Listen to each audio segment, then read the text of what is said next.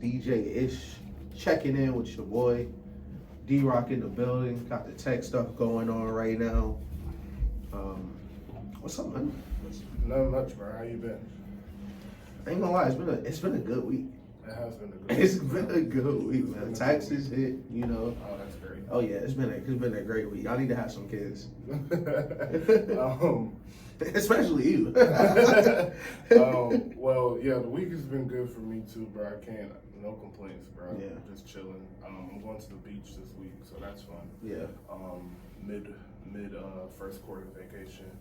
I try to get a vacation in every quarter, or at least take some time off from work because I'm not a work every day person. Oh no, that's a fact. Yeah, exactly. Yeah, you know, shit. I just got off vacation. Yeah. I can't wait to go back. I know, right? So, hold on.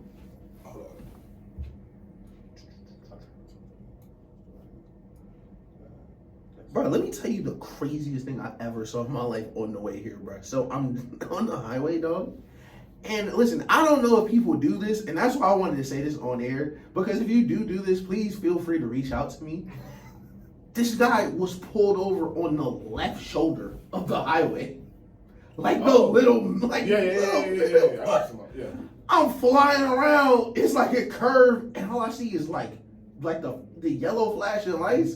And I really was like in a split second, like I put it together. Mm-hmm. But there was definitely a second I was in a panic. I was like, damn, you were just waiting for someone to read that the wrong way. Yes, like, because even how are you gonna get out your car to go anywhere and you're pulled over on the list? It's such a small space, bro. Yeah. I don't know. I don't see that often, but I have seen that. I've seen a couple of cops pulled over like that before. I'm like, I don't understand. Yeah, like, and I'm not talking about like him sitting over there for a record or something. Like he's just sitting there. He's just vibing. Like, yo, that's it take a different type of like locked in to be able to sit there too. Because like it's so dangerous. Yeah, bro.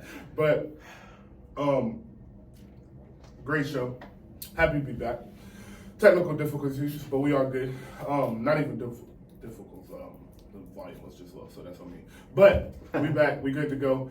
And I'm happy to be here, bro. A lot has happened in the past week. We was thinking about doing a pod on Thursday, but we was like, we'll just get it all in on Sunday. Yeah. And then come back with it on Wednesday, you feel me? So that's a fact. So, first and foremost, not gonna stay on this too long because I've been telling y'all it's coming for a minute. Shout out to Lil Wayne and Swiss Beats. That song is crazy. Nah, Wayne went crazy. Wayne, you got off on that. Yeah, drums crazy too. Drums always crazy. Shout out to Swiss, man. That sample is ridiculous. Yeah. Yeah. Shout out to him. Y'all are crazy. So DMX, man. Damn. Rest in peace, DMX for sure. And Wayne, keep it coming. And I don't think that's a Carter 6 anymore, actually. Oh, that's just a people said like he just.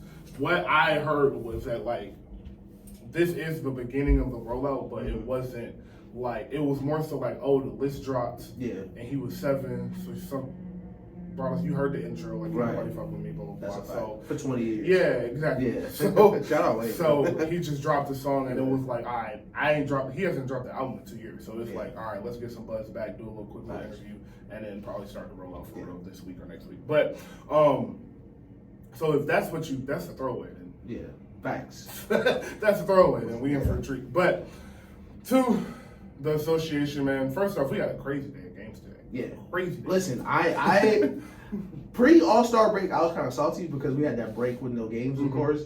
But post All-Star break, it's a bunch of really good games, really important games too. Yes. Like teams that play each other that need the same spot. Like it's a lot of that going on. I think Kyrie and Dennis Schroeder play tonight, right? Yes. Oh yeah. Yes. Can't wait to see that. Yes, they do. I saw a crazy tweet about that. So the Suns and Bucks play at 1:00. No KD. KD should be back on Wednesday though. Against Charlotte. Really excited for that to see how that works. Devin Booker looks good and healthy. CP3 looks like CP3. So I'm excited to see them at full force on Wednesday. Expect the Bucks to win that game though. Lakers Mavericks at 3:30. That's my game of the Well, if Giannis is healthy, because I know Giannis hurt his knee.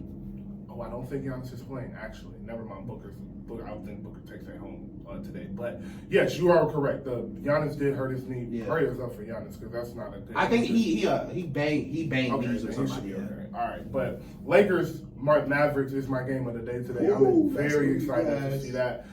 But Mavericks at home. Mavericks at home. All the Lakers are healthy. LeBron, Kyrie, Luka, Braun, AD has been great on defense. His offensive game is still coming back to him. So very excited for that. And then the Warriors Timberwolves at 7:30 and Clippers Nuggets at 10. I would also throw in there Cavaliers Raptors. Now the Raptors have Jakob Poeltl. I think they're like 5-1, 6-1, crazy good record, and he fits so well in their pace and space system.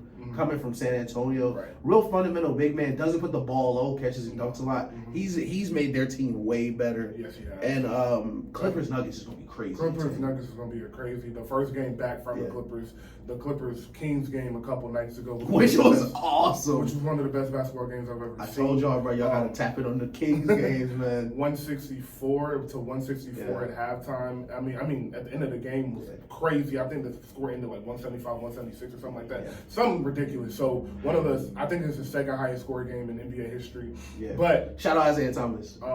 Yes. Who has the highest scoring game in history? And Russ looked great. PG came out at the end of the game due to a minutes restriction. Kawhi looked phenomenal. That fadeaway? Boy, that spin fadeaway on the fast, man. In transition. Man.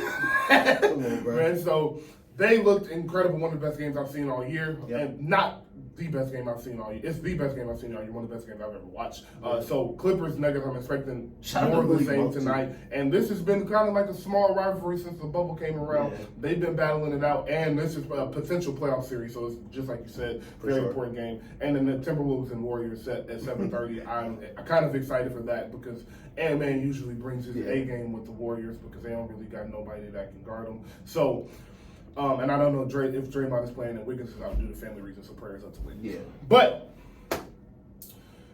we will get started with whatever you want to. Which one to start with? I want to start with the Mavs. Okay. I want to start with the Mavs and the Lakers. All right, man. So, Mavs and the Lakers. The Mavs have looked great since Kyrie has arrived. They beat the Spurs, which, unfortunately, sorry to you, is not it. No, shout out to us. I think we lost like 16 in a row. 15 in a row, yes. That might be 16 tomorrow. I think 16 is tomorrow, but they might play today. But, man. The school era. So, it's no surprise that they lost the game. They beat the Spurs, but it's the way they did it. Kyrie 23 and 6. Luka 32. 10 and 7, I believe. So just more of the same. We're just part of the course. And I'm interested in this matchup because this is a potential playoff matchup. Depending on what the Lakers do. The Lakers still are not in the playoffs. I don't know. I think they're the 13th seed. They're the 13th or 12th seed right now. So it was like, man, the Lakers put the Nuggets in the playoffs. It would be trouble. It was like, the 1 versus 13.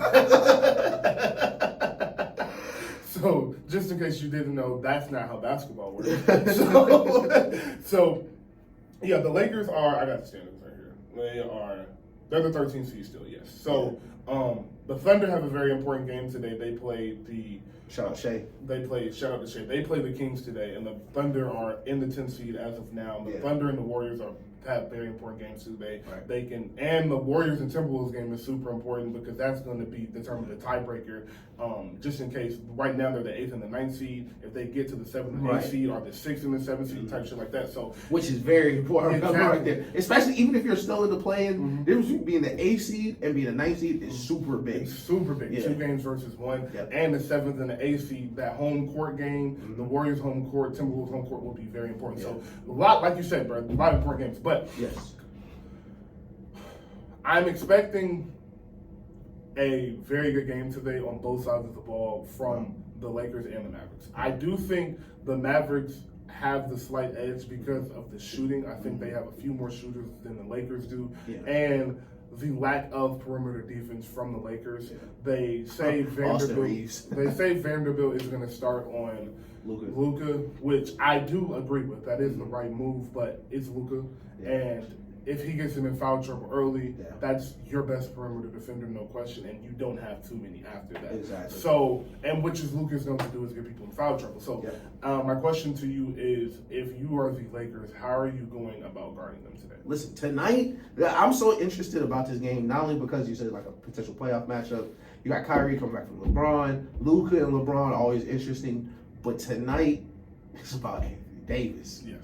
Tonight is a litmus test for the rest of this season for the Lakers, because the Mavericks are, first of all, already a small team, mixing their probably starting power forward in Maxi Cleveland, and they just don't play like any almost interior defense at all. No. If there is any night for AD to get off and set the tone for the second half of the season the way they need it to, so they can make it the play-in, Right. let alone the playoffs, he has to be great from start to finish tonight. I agree. Because the Mavericks are going to score a lot of points, especially against this Laker defense. For the reasons you talked about, the way they play and the way Luka can play, is that even if Vanderbilt starts on him, it kind of plays into what they're trying to do, because his minutes will be limited to the fouls that he's called for. Yes. It's an interesting game for the Lakers, because this is, a lot could go bad. Yeah. The Mavs come out after the second half All-Star break with 6 games at home, so they can afford to lose to Lakers on this one. It's not the end of the world, but they can move past it. The Lakers, every single one of these they need. Yeah. So I would have to expect a big game from AD, but the last thing you really want is for it to be close late. Yeah. That is really what you don't want, where you're trying to, for some reason, the Mavs have kept the game close on the defensive end enough where at the end of the fourth quarter, now we're trading buckets. Yes. Or now it's a, tie game, 5 minutes left. You're not going to be able to score with them in spurts because of the way they shoot and how fast they play now with Kyrie. So I'd be on the lookout for that. I agree. I do think that the Lakers do have the slight advantage inside. And I think, like I've been saying, the one thing I do worry about is their defense. And the part of the reason I'm so worried about the Mavericks defense is because of the lack of inside presence and the lack of perimeter defenders, quite frankly. But I agree this game falls on AD, but I expect LeBron to have a big game today. Oh, yeah. Because of the lack of inside presence, the lack of perimeter defenders, and the importance of this game. Because this game is not only important for today, it's important for the future. Yep. Not just because you may see them in the playoffs, it's you beating good teams is important now. Right. If you go win and you beat the Spurs a couple times, you beat the Trailblazers, and you beat the Pelicans, you're not going to feel the same if you lost to Phoenix, Clippers, and the Mavericks twice in between now and the next 2 months. So, because you are one of those teams. Exactly. You are one of the bottom teams, too. Exactly. So you need to come out and show the league that post these trades with Vanderbilt, with Beasley, we are not that team. We are not that team. Exactly. Our record does not define us. And that has been the theme for LeBron in his latter years of his career. Remember, the 2018 team was the 4th seed. So it's not like he needs this one seed. It's not. Of course he doesn't. They just need to get in the dance. But this game is important to get in the dance. They are 2.5 games back. 2.5 games back of the Thunder a half a game back of the Thunder for the 10th seed. So if they win tonight, everybody loses how they want to be. They can be in the 10th spot. Right. And then their goal is, they said their goal is to get to the 6th seed. Mm-hmm. I don't know how realistic that is. I really don't know how realistic that is. But I will say this. The Lakers are 27-32. The Mavericks, who are the 6th seed right now, are 31-30. Right. This game is very important to getting the 6th seed if that's what they're going to want to do. That gives you the tiebreaker. That gives you it gives you a win to their loss. Their loss. So, and if you can luck up and they can lose a few games, you might be able to get there. But those top 6 seeds have been so consistent in the West. I just don't see them losing those spots. I think everybody from 7 through 13 is really just fighting for the order of the play-in. It's really hard to jump that many teams because you're trying to go from 13 to 6. Mm-hmm. And to do something like that, like we saw when Kobe Drock into the playoffs, it's going to take a Herculean effort, and you're going to need some help. Mm-hmm. You need some help from the rest of the league. You're going to need some teams to lose. You're going to need some teams that are above you, like the Jazz. Mm-hmm. They're like, all right, had a good season. Laurie's an all-star. Let's kind of shut it down. Yes. So you'll need a lot of that. I did want to transition. We talked a little bit about the Kings game. So what's up with defense? Because the Clippers have Kawhi Leonard and Paul George. All right. So I think it's a lot. It's a very layered question. I think it is a lot. Yeah. Number one, I will start with, I think the abundance of foul calls has a lot to do with it. Because your best defenders, your Patrick Beverleys, your Kawhi Leonards, you know the list. Your best perimeter defenders are looking at the situation as, look, I have to go guard Kevin Durant, Damian Lillard, Steph Curry, LeBron. I have to go guard these guys that are unguardable. Yep. And if I touch them, it's a foul call. Or even if I run by them fast enough and they run into me, it's a foul. The most annoying thing to me right now in the NBA is the head fake foul. Yeah. If I get past you, if he gets a single steps on me and throws his hand up, it's an automatic foul. Yep. What am I busting my ass every single night to play defense to go back and get 4 shots? Right. 4 or 5 shots a night, and I missed 2 of them, and everybody on Twitter calling me trash. Yeah, everybody saying I'm a DoorDash driver. I'm supposed to be a 3-and-D. I'm supposed to be a 3-and-D player, but I can't play defense because I'm gonna get 3 quick foul calls if I play any type of hard defense. Right. And I think that is playing a big part of it to it.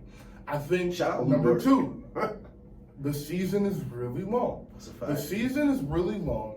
And these players are spoiled. We keep talking about it. Yeah. The private jets, the chefs. We're talking about the All-Star game later. Bro, like the chefs, these players are spoiled. Yeah. And I just think they deserve to be. If anybody else, how do you think these CEOs of Nike and the CEOs and the board members of Nike and these billion, trillion-dollar businesses, the NBA is a $100 billion businesses, and they are the reason why. I think they deserve to be spoiled, but in that, there has to be a mentality in you that is able to switch when you get on that court, that brings out the dog in you and brings out the competitive spirit in you. And I don't think a lot of players have that anymore. I truly don't. I think that the guys that have it, you see, Jason Tatum, Steph Curry, Jokic, Braun, Ja. And the guys that are disciplined and they consistently talk about, I'm in the gym. Ant just did an interview, said he was in the gym 4 times a day. That's crazy. In the gym 4 times a day during the summer. Shout out Ant, man. You can't teach that. Yeah. If you're doing that, what does Ant do? He plays every night. He plays both sides of the ball. And he's a consistent 28 to 30 a game. Because he works for it. I don't think these players work at the clip that everybody else was working. I don't think they care half as much. I think the Instagram, like, Bones Island. My bad. My bad. I didn't want to throw a name out there. Look, it's like Bones Island is like, oh yeah, they put me on a private jet. Nigga, go home. Look, bro. Brian, you rich. Go. You can't fly first class. You can't sit first class, bro. Look, bro. First class get you traded now? They put him on a private jet, so now he want to be traded, bro. Yo, what? And now he not playing the game because they got 77 guards on it. He went to a team with 8 guards on it, bro. Like, it's just, they're spoiled. And for some reason, Kawhi still bring it up. They're spoiled. They truly are spoiled. Like I said, they deserve to be, but when you spoil some people, they can't handle it. Right. LeBron has been living how LeBron been living for 12 years, but LeBron gonna do the work. Steph's gonna do the work. So the players that's gonna do the work are gonna do the work, and that's why you see the consistent winners. That's why those last 6 teams, last 4 teams, 8 teams left in the playoffs always are relatively the same. And listen, I didn't want to upper echelon. I didn't want to do this because it was a great game, and shout out to Barry. But like you said, in the double overtime, 170 points been up. You could tell who still has some in the tank. And surprisingly, it was the player who plays every night in De'Aaron Fox. It wasn't the players who have been taking games off and resting for the Clippers. Those were not the people who had legs. Because you saw the PG shots that were short. Well, and then he had to come out from restriction. But De'Aaron Fox, 170 points put up, still has the empty, because he had nothing at the end of overtime, found a triple win or whatever we want to call it to close the game out because, like you said, they are putting in that work and playing every single night too. Yes, every single night. Yeah. So, and the want to. Yeah. Like, truly, just the want to. I want to do this. I want to be great. I want to play every game. I think that is lacking. I also think the abundance of three-pointers, that takes a toll. That takes a big toll, especially when the game isn't spread out as it is now. So I think it's a lot of different things, but I think the first thing that would fix it, and you would see these games going from 130 and 140 back to 110, 115, 100, would be the fouls. Yep. If they sat down in the CBA and was like, yo, y'all got to stop with this calling 100 fouls every game, one, I think it makes for a better product because you can get through 4 possessions, 7 minutes. You can get through four real minutes of basketball without a foul call with no stoppage. That's amazing. I mean, maybe an out of bounds or a travel or like a charge, like that's cool. But like head fake, blocking foul. So, boom, blocking foul. Boom, blocking foul. So let me raise this. Let me raise this because I am on record one of the biggest anti-flop guys there got to be out there. I think it should be a tech.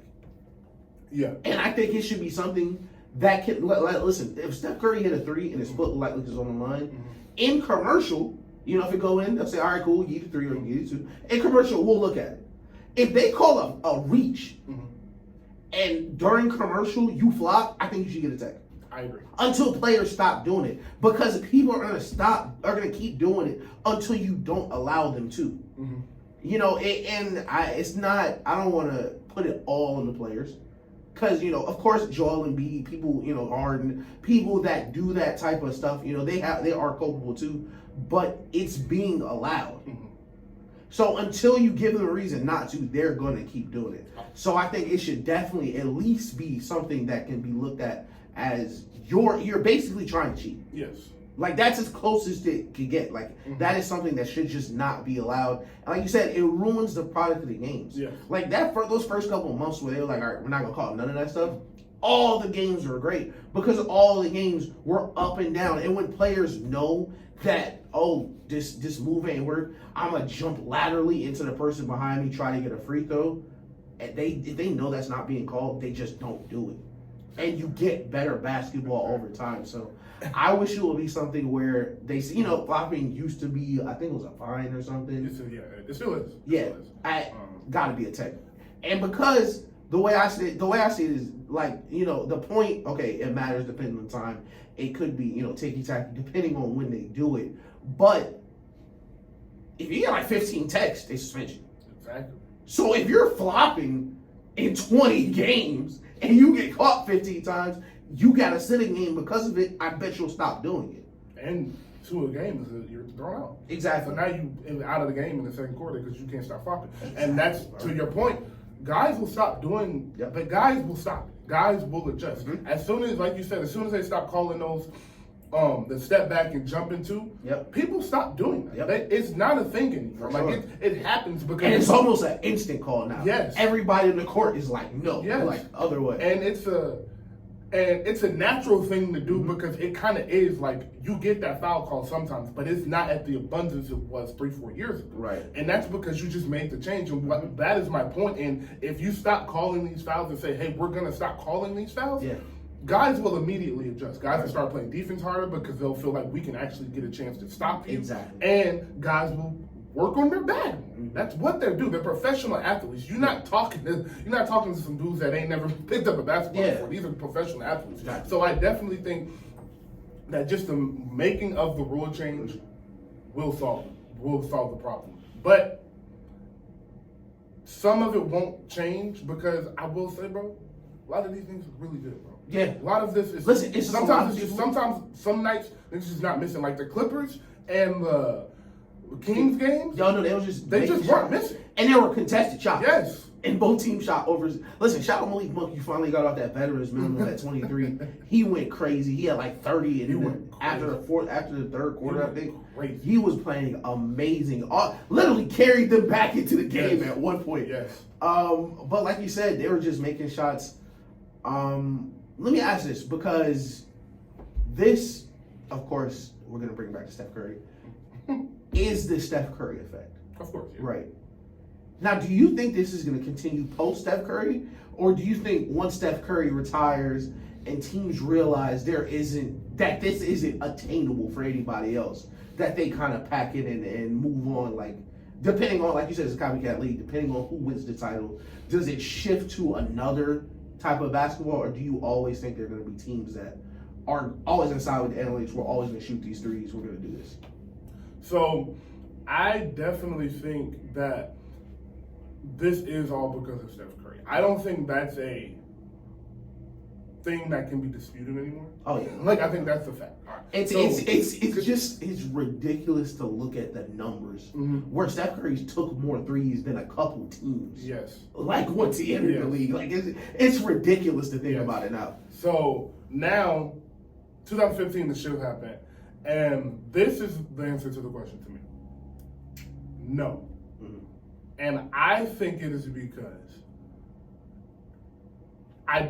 is it the CBA this year, the renegotiation, is it this year or next year? I think next year. I'm almost certain it's next year. Yeah. Next year, when they have to renegotiate, I think it stops there. Okay. Because I think with the way the league has looked due to Kevin Durant and the trade requests, due to the lack of participation and lack of effort in the All-Star weekend. Less viewers than the Pro Bowl. Less viewers than the Pro Bowl. Than the Pro Bowl. Than the flag football NFL Pro Bowl that Josh Allen and Patrick Mahomes and Lamar Jackson did not participate in. Yes. It was Jared Goff out there with Derek Carr. Yes. And it had more viewers than the NBA All-Star game. Yes. With LeBron and Giannis. Yes. So that combined with the load management, the lack of effort on a night-to-night basis, we get down 20, we just gonna mail it in. Yeah. You sending out road games. Yep. I think when the CBA comes around, they gonna be like, nah, this not happening no more. Because you know who's leaving the league? LeBron. Yep. You know who started all this player movement? I'm the player. Yeah. I'm the guy. This is happening because of me. All this money is coming in because of me. Something a lot of niggas forgot in between then and now is you are not LeBron James. That's a fact. Niggas think everybody think they him now. Listen, everybody to star their own movie. Everybody to star their own movie. Yeah. So now you got all these players thinking I'm him. I'm the player. Yeah. I control all of this. Courtney's doing podcasts. Look, y'all not Braun, y'all not KD, y'all not Steph. And that's the issue, is that if this only happened with Steph, the load management and the trade request, if this was happening with the top 7 guys and nobody else, then that's different. Right. But you got role players, Jay Crowder holding out. I'm not going to play. Y'all got these role players demanding $25 million a year. Like I'm not gonna play. Y'all pouting. Y'all pouting. Y'all are pouting. Y'all are throwing grown men temper tantrums. Yo, so they gonna stop all of that. Trade me. They gonna stop all of that. Adam Silver is going to have to put a stop to all of that. And once he does that, that is when I think we'll see basketball go back. I think as long as Steph is around, you are correct. It'll be a little. As long as Steph is around and winning, they stop winning, then it's going to go. If the Bucks win this year, it'll go that way. It's going to the Bucks because they're so big. They're going to be like, how do we stop them? And then the same thing with the Celtics. The Celtics are the Bucks wing. You're going to be looking for a wing to stop Jason Tatum, and you're going to be looking for bigs. So I do think this year does determine a lot of where the NBA is going because of how old Steph is. Right. But as long as he's around, the threes will be happening because as long as basketball is around, the threes will be happening because of the analytics. The analytics just say it's a better shot, which is another reason I think defense has gone down is because of analytics. But so a one-word answer to your question is yes. I think when he leaves, it'll slow down. But I don't think it'll just be because he left. Right. I definitely agree, especially with the end, just because of the analytics. I think it's called The Great Book of Basketball. I forget what it's called. It's a great book on just like the history of basketball, how it progresses, and it breaks it down super simple. Like 4 threes is 4 possessions. 6 twos is 6 possessions. So for you to score those 6 points, you need to execute 6 different times. Compared to this team who's just doing it 4. And over a game, it's just not sustainable to not only to play the 2s versus 3s game. I think teams I think it'll never go back to where it used to be. No. Where like there's 1 3-point shooter, like a guy like him. This is Jason. Not. We signed Jason to shoot threes. I don't think it'll ever go to that, but I think it'll definitely slow down on like the teams that are just throwing them up at the rim. I think those will settle down. Probably a couple years post Steph. So I agree with everything you said. Let me pose this to you. And I don't know if this is possible. I don't know if anybody's ever brought this up. But I agree with you. Once LeBron leaves, KD leaves, Steph leaves, there's going to be kind of a power gap, a power vacuum. A power vacuum left by them. Whether people believe it or not, LeBron, Steph, KD, these kind of players have been running the NBA basically for 20 years. Yeah. Like David Stern was commissioner, Adam Silver was commissioner, but that's LeBron. Yes. So once they leave, things are gonna be different. I wonder, is it possible? And listen, if y'all listen, we put out ideas on the show all the time. People use them, people don't. No harm, no foul. If y'all do this, listen, just bring me in. I just want to be there. I think the players' union should make LeBron the head of the players' union once he retires, until he owns an NBA team. And let him be like the face. I know he's retired. I don't know if he can do it because I know players unions have a bunch of different positions. I think he should still be the face of the players union to still negotiate these deals and do this with the players until he becomes owner. Because I know you say he wants to be an owner, but whenever LeBron does do that, because what LeBron has always done for the NBA is he's always been like the Captain America of the NBA, the face of the NBA. This is how things are going to be done. I'm going to speak for everybody. You saw it in the bubble. We're going to play, things like that. So I would love to see if there was a way we could give him a role where he continues to lead the players off the court. Because what you don't want to happen is what happened in the NFL. And that CBA negotiation go the wrong way. Yes. Because the NBA is really good for players right now. Maybe the best league to be in for any player. Baseball, you gotta travel a lot. You can get sent down to AAA, all that stuff. NFL, listen, we already know. Y'all don't know. Y'all don't got no power over there. No. NBA is really like a players' league because of LeBron. So I would love to see him remain the face of that post-retirement. All right, so that's amazing. I haven't thought about that. That is amazing. I don't think he can be the head of the Players Association. But I do think because he is LeBron and this is a game, right? At the end of the day. They're making, this is all made up. Yeah. So I do think that they can make up a position for him to be like the head consultant or something like that. And I think that is something you would want. Yeah. And I think that's what Rock Nation lawyers. I think, hey, come on now. Hey, shout out. I shout out to him. I think Draymond Green, LeBron James, Steph Curry, Kevin Durant. I'll say it. You gonna say it? I'll say it. Mm-hmm. Kyrie Irving. Yes, Kyrie. Yeah. Chris Paul. Yeah. I'm trying to think of some more like Dame. Yeah. I'll say those 7 right now. All right. So everybody I named in that, except for Dame, has a championship. Yep. And Chris Paul. They don't have championships, but they are established. Everybody in that league knows who Dame and Chris Paul is, what they have done, and the excellence they have displayed throughout their career. I think they need to look them in their eyes, those young players, and get as many as you can in there. The young players, the role players, some resort, whatever, when they're having negotiations, they need to look those players in those eyes and say, look, y'all are not who y'all think y'all are. Yeah. Y'all do not deserve. Actually, Giannis goes and stand up there with them too. I want to say that. That's a fact. Jokic too, possibly third MVP. Exactly. Him too. Him as well. Because he's championship don't matter for him. Yeah. He's what he is. Yeah. Embiid's just gonna stand in the middle. Yeah, he'll just be in it. But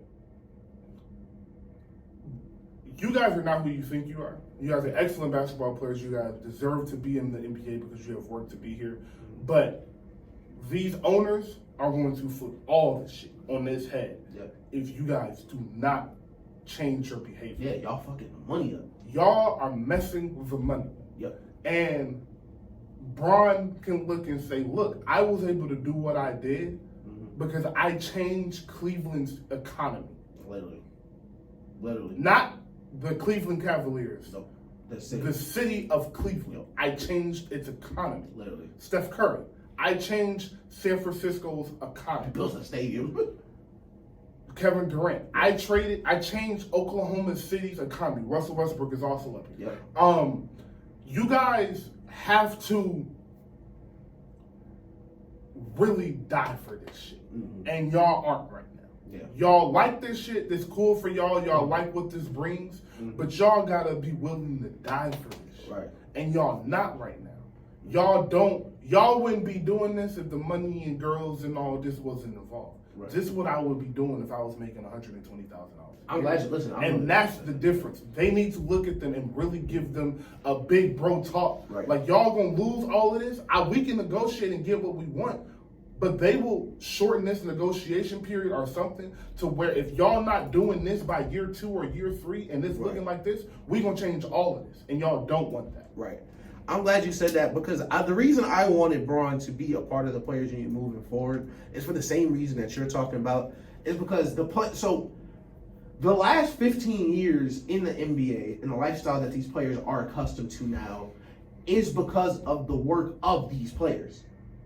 The same way that Michael needed to understand that Magic and Bird, while maybe Michael thinks he's better than him, which he obviously was. At the time, he wasn't. Understood that these are still the elder statesmen of the league. You see it in the Dream Team documentary, the respect that he has for them and the respect he still has for them today.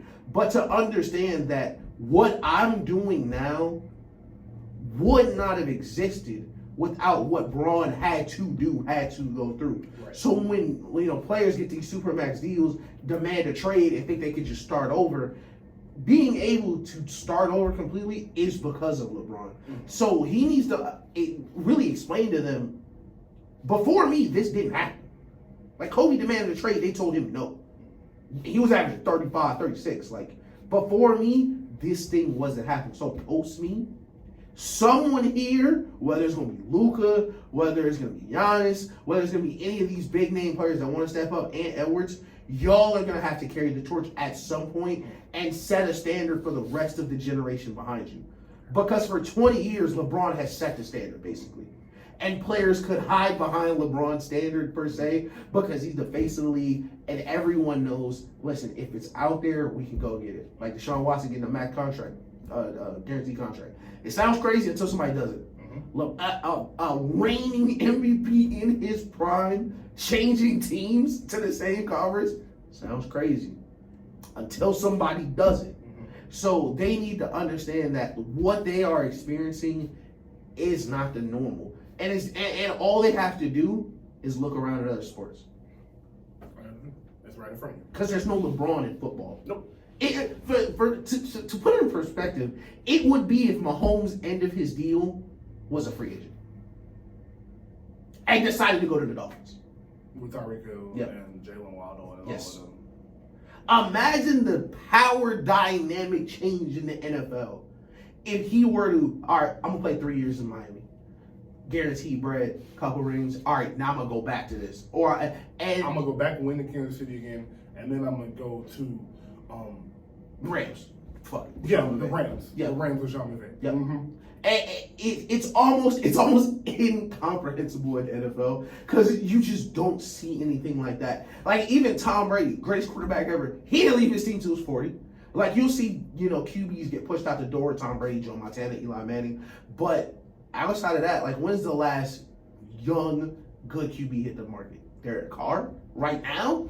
Before that, it was they gave Deshaun Watson the biggest deal in football history in guaranteed bread. And he had like a mountain of off the field stuff. And he's not even a top 3 quarterback.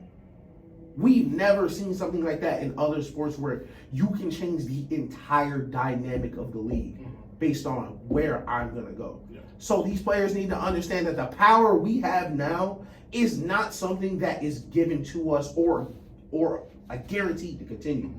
They have to continue to hold this power and hold the NBA's feet to the fire, and that's not what they're doing. I would even go as far as saying, I don't know if you guys have earned the power. Exactly. The upper echelon of the players have earned that power, and they deserve to keep it like that because of what they have done in the foundation they laid, like you were just saying.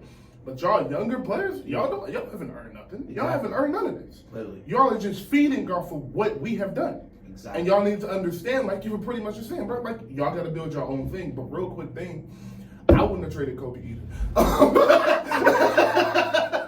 Could you imagine being on the other end of that call? Like, you live in LA and a nigga call you like, yo, they want to trade Kobe. I don't want to. Who am I going to trade you for? That's really what I told. Who am I going to trade you for, Kobe? What are we going to get back?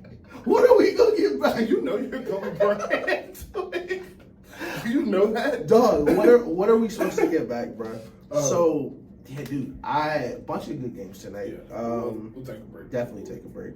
Our live Hip Hop 95, LA's #1 streaming hip hop station. We are back. This is the radio show about nothing and the podcast about nothing. Recording right now. What's up, man? Nothing much, man. Just getting right back to it. So, shout out Girl Scouts. Shout out Girl Scouts. Shout out to my mom. Yeah. Shout out to everybody that I love and care about. Shout out everybody, man. Yeah. Shout out to everybody, bro. Made it another day. Yeah, made it another day, another week, man. I can't complain. So, what's next? Okay. I've been excited actually this whole week. What I want to actually? I don't know, there's a lot of stuff I didn't want to get to. Okay. All right. I'll start with this because this will be a quick conversation. Jalen Rose and Nick Wright said the same thing. Okay. Which is one of the dumbest things I think I've ever heard. They said, because everybody has, for the past 2 weeks, have been talking about the lack of effort in the NBA, the lack of defense, all of these things. So, Jalen Rose and Nick Wright both said that one of the reasons the lack of effort is a thing right now is because of ring culture. Right, yeah, because they're trying to win the championship. And everybody has made it so important to win the championship that nobody cares about the regular season or even the playoffs if you're not good enough to win. So the effort is in there. To that, you say what? That's just stupid. That's just dumb. That's just dumb, especially because it's dumb because the players that immediately preceded you felt the same way and found a way to play in the All-Star game and care about it. Kobe only cared about it. Mike, LeBron, Larry Bird, all these people, Magic, all these people who came before you and played in real All-Star games. Steph Curry literally only cared about rings. Like Kevin, listen, Kevin Durant, one of the few, he just want to go play. He don't care where it is. I bet KD would have played some defense. Listen, like the idea that ring culture started when LeBron James lost versus the Mavericks is lunacy. Stupid as hell. The problem is ring culture didn't start when LeBron lost to the Mavs. It just started affecting LeBron when he lost to the Mavs. That's the only problem. Ring culture it started from the very beginning. Like Jerry, has people ever listened to Jerry West talk about losing on finals in a row? Like, have they ever heard the mind-boggling anger that flows from Jerry West? Like, there's like, I want people to watch the Lakers Showtime series where he's slamming his Finals MVP into the table. Like it's always been a ring culture. It has never not been a ring culture. And I know what Nick Wright segment you're talking about, where he talked about we don't savor the steps to getting a ring, like the conference finals and things like that. And I do think people kind of skip over conference finals and getting that far. But All-Star games, something like that. Listen, there's no championship in February. There's no series in March. This is not because LeBron has lost more championships than he's won. This has nothing to do with that. Because it doesn't matter. It's about this game tonight. Yeah. They aren't asking you to go out like 40 minutes during the All-Star game. They extended the All-Star break. You get a bunch of time off. None of y'all participate in no events. Like, how much rest do y'all? Kyrie took the game off before. You know what Kyrie was doing the All-Star game? Trying. Yep. And that's why I can't be mad he took the game off, because he still played start to finish hard, scored like 30 like regular points too. Like, it weren't even all-Star game points. Like, he had some offensive rebounds. Like, it's lunacy, and it's just lame. You know what it is? It's D'Angelo Russell saying Zion too strong. Yeah. It's crybaby. It's crybaby. Like, it's stop, bro. Like, all right, so I agree with everything you said. Like I said, this will be quick. A couple things. What other reason do you play? Simple as that. That's the big question. From the beginning of basketball. Like, what other reason are you playing other than to win a championship at the end of the season? Literally. That never changed. That's question one. Yeah. Question two. Why did Mike care so much about winning the championships then? Why did Magic Johnson care so much about winning those championships? Why does Mike and Kobe why did they have the 5 and 6 thing? Shaq. Why did Shaq and Kobe have the 4 and 3 thing until it was 5 and 4? Yep. Why were the memes a thing in 2010 when it was Bron didn't have a ring and blah blah you know what I'm talking about, all the memes. Oh yeah. Why was that a thing? I tried to call LeBron in Miami. Phone ain't working, he ain't got a ring.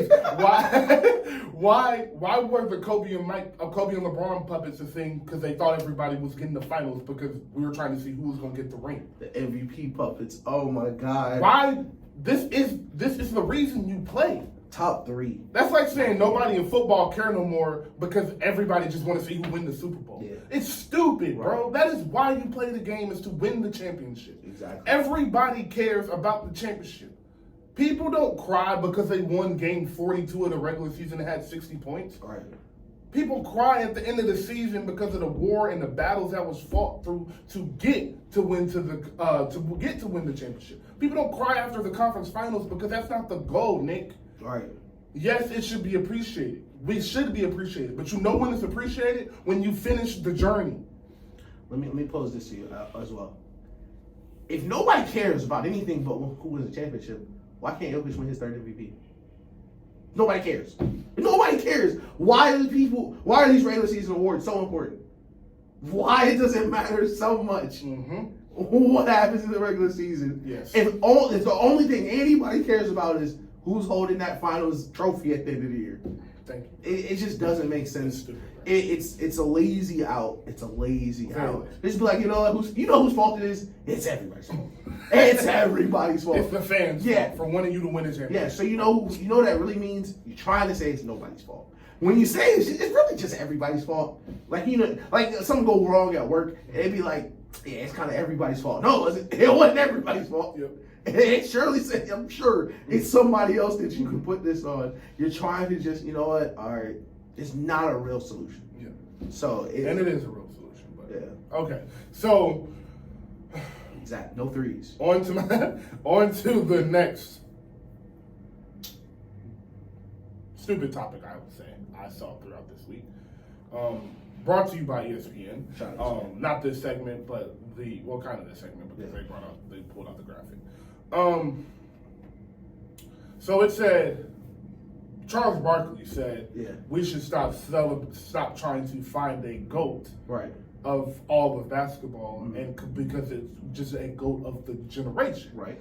Which I have been saying. I have been saying I don't rank Kobe, Bron, and Mike because I think it is stupid. Mm-hmm. They played in 3 back-to-back different eras, and you can see the change. Yeah. If you flip careers around, give them teammates that suit their abilities in the same time, I think they all relatively do the same thing. Like, you're not looking at basketball like Bron and Mike, or Bron and Kobe and Mike, and nitpicking like, oh my God, Bron is so much better than Kobe because of this. You're not. That's not how that works. There's no large gap between them. Like, no, it's just as good as it gets. Like, yes, it is as good as a basketball player can get. All 3 of those people.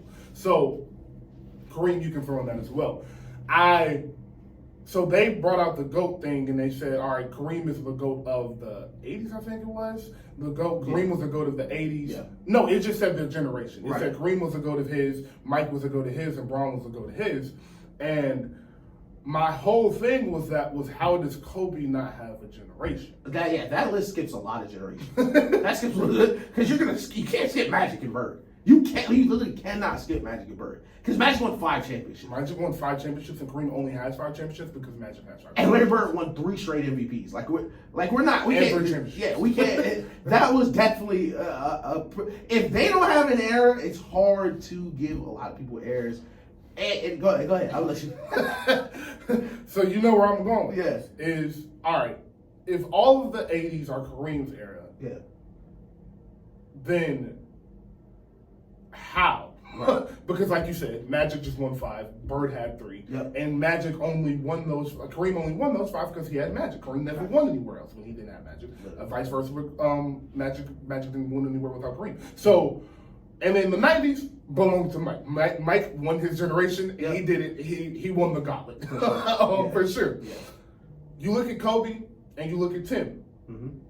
All right, well, the thing is, Kobe won his 5 in the decade. Right. Tim did not. I think he won. Was He won 2 in the decade. No, He won, three. No, the 90s. He won that first one in the 90s. It was the 90s to 2000. Yeah, so it depends on how you want to count it. It was 99, 2000. Because I know he won 03, 05, and I think.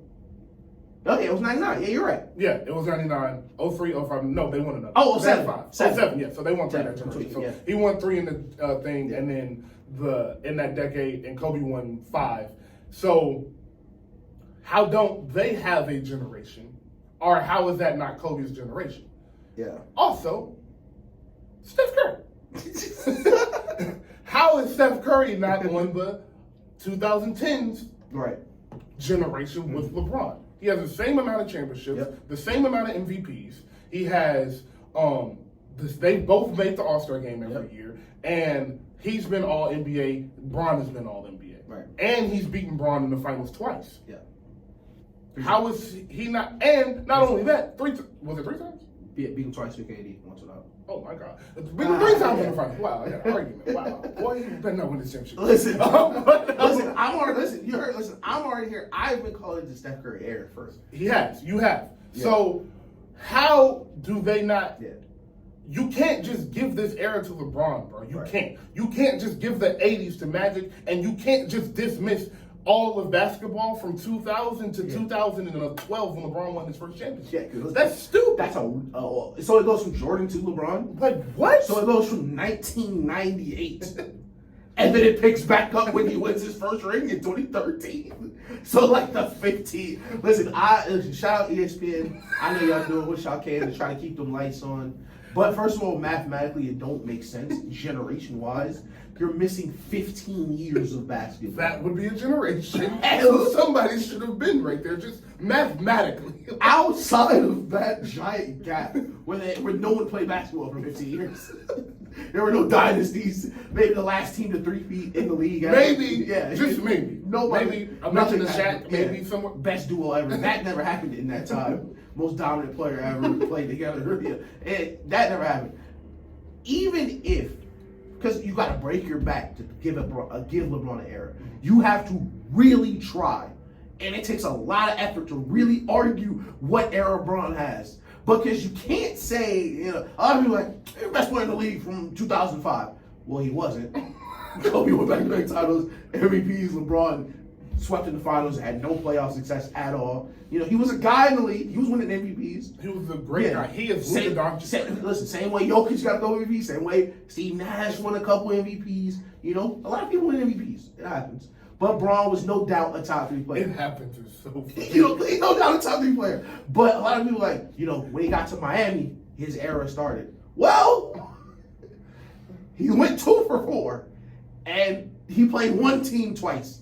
A team that had already had multiple championships in that decade and went to back-to-back finals just like the Miami Heat did. So, can we call it that era? Okay, let's say from 2013, the year you won, started your era. Steph Curry won in 2015.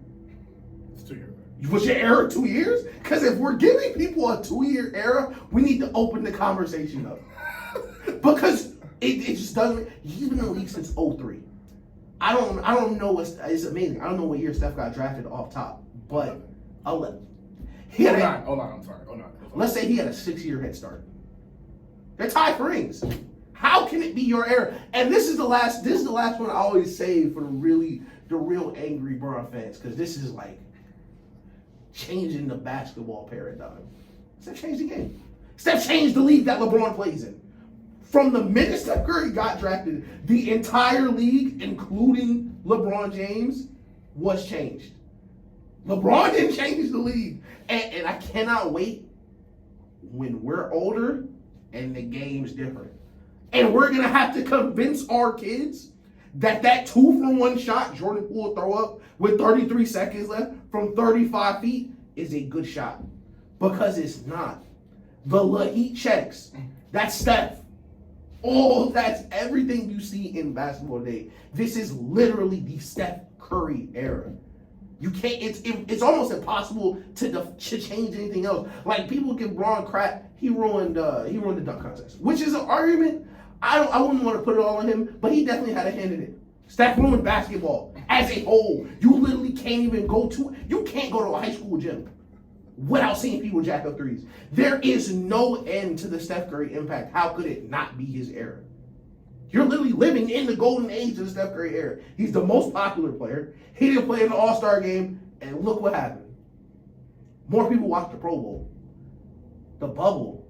Why were the ratings so bad? You know who wasn't there? Steph Curry.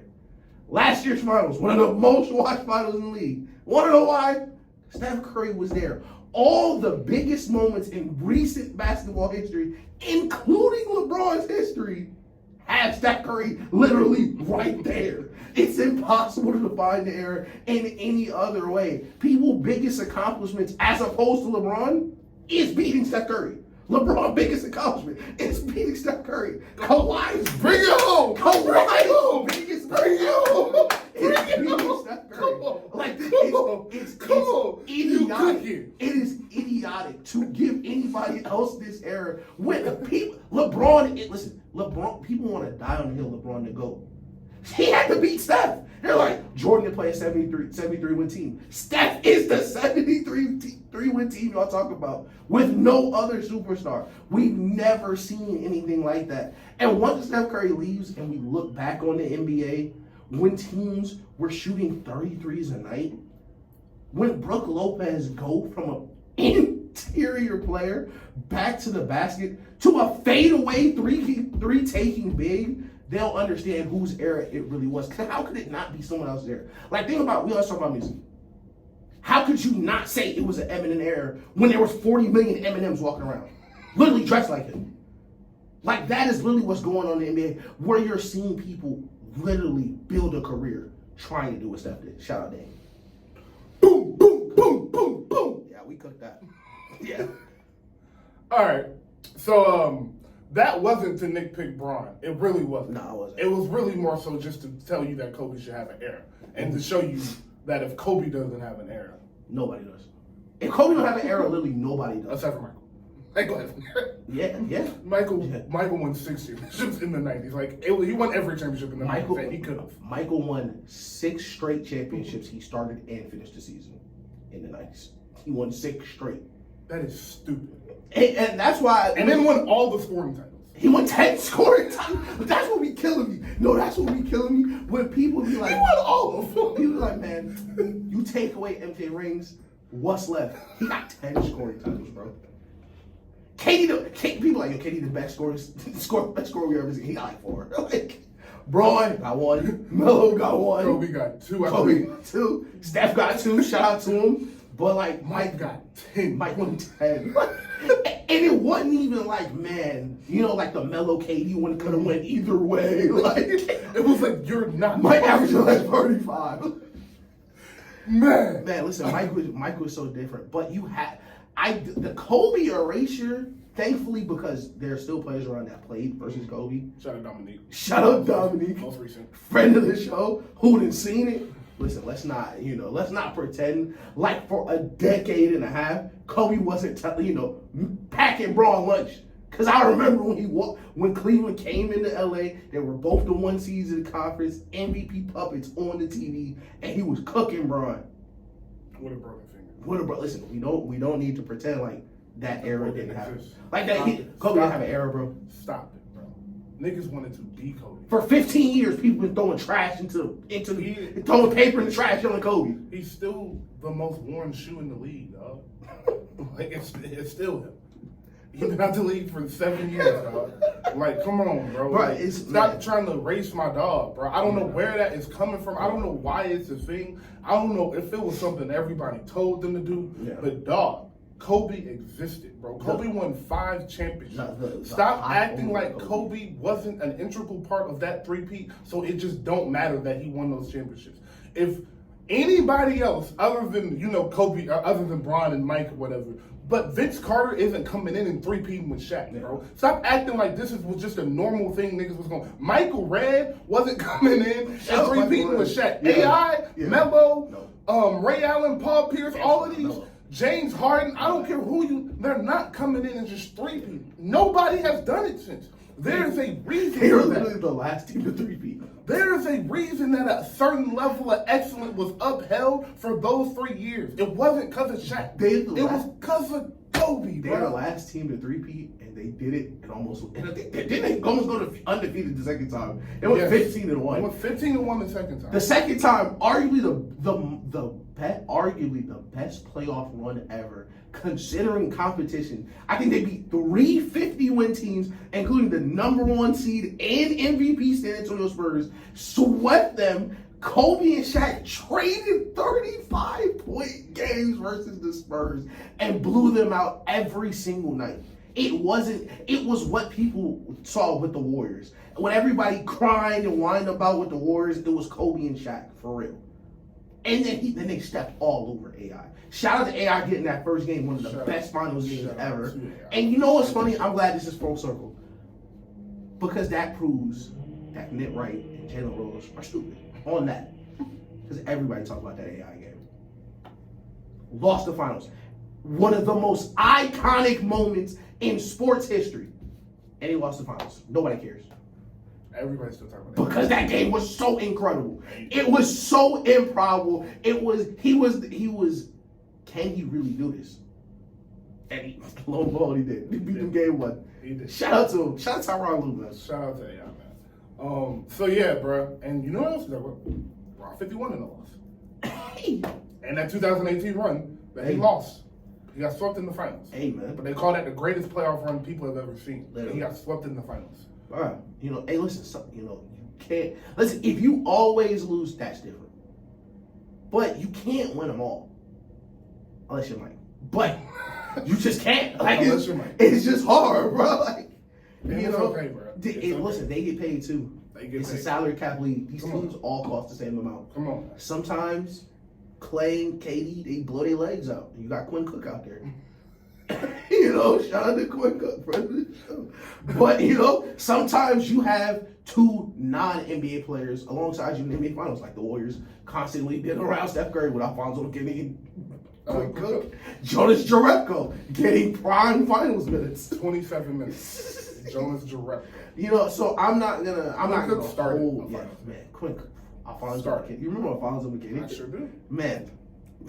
Stephen A. Smith, man, said the rich just keep getting rich. He thought Alfonso McKinney So was going to let me ask you, since we did hit the Warriors a little bit. Shout out to Clay, man. Yes. Yeah, shout out to Clay. Another 12 3-pointer game most all time. Yeah, he looks great. Everything is up from his career averages, points, rebounds, assists. Yeah, he looks great. I am. How are you today? I don't want to talk about them. I'm gonna be honest, bro.